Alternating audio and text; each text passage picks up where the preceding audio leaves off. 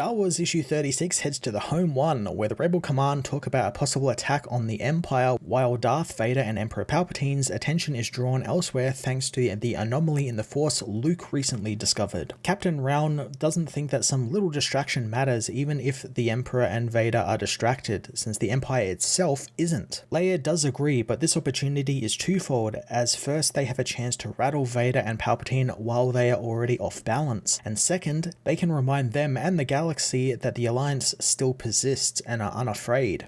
She knows that their attack recently on Barleth at the parade was the first step, but this will be bigger. Wedge really wants to hear what the General has in store for them, so Leia reveals that while the target isn't a military one, it will definitely have a psychological effect on the Empire. She reveals that they are going to strike Coruscant, specifically the Imperial Palace and the giant statue of Palpatine out the front of it. She knows her pilots are the best of the best, but this mission will be difficult, so they are only asking for volunteers. Shara Bay doesn't think that they can get anywhere near Coruscant without being turned into space dust, not unless every rebel fleet goes on the mission. Leia wishes that they were doing an attack like that, but this one will be fast and require nimble, small ships. She hands over to Admiral Akbar, who shows them the complex attack plan, but thanks to holes in Coruscant's security, this is a doable attack. Lando isn't too convinced, as later, in a security checkpoint above Coruscant, the transport hauler Pika's Pride prepares for Imperial boarding and inspection. The pilot warns them to bring breather masks, showing the boarding Imperials around the lakes of wet fertilizer he's delivering, explaining that this is for the algae farms above Coruscant. The disgusted commander waves him through, allowing the ship to approach the farming skyhook above the planet. The Bothan pilot tells his passengers that this is as close as he can get to Coruscant without them raising suspicion. A voice says that they appreciate that it's risky, but the pilot knows that they are rebels and it's all risky and all necessary. He knows that they will have to get themselves the rest of the way past the orbital defenses, but the rebels know that thanks to Akbar's plan, they know where the weak spots are. The Botham hopes the Force is with them as he opens the bay doors, allowing the Millennium Falcon and 3 A-Wings to blast out of the fertilizer. Lando isn't too happy about having to subject his ship to the muck, remembering the ship used to be beautiful. Freighter is surprised that Lando actually volunteered for this mission, but Lando tells the A-Wing pilot that the Empire stole his livelihood and betrayed him, and they have done worse to others all across the galaxy, so sticking his thumb in the Emperor's eye seems like a worthwhile use of his time.